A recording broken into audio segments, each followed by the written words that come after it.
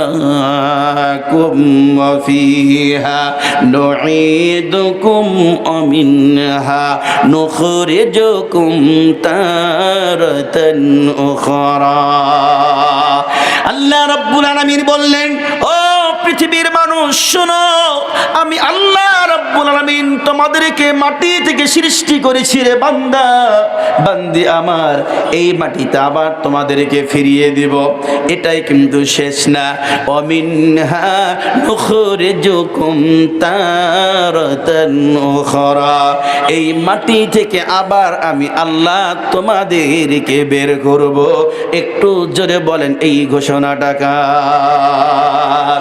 এবার আমরা বুঝি, মনোযোগ দিয়ে শুনি, কত সুন্দর করে কবির কথায় যদি আপনাদেরকে বলি, কত সুন্দর করে কবি বলেছেন। দেখেন, তোমার দেহ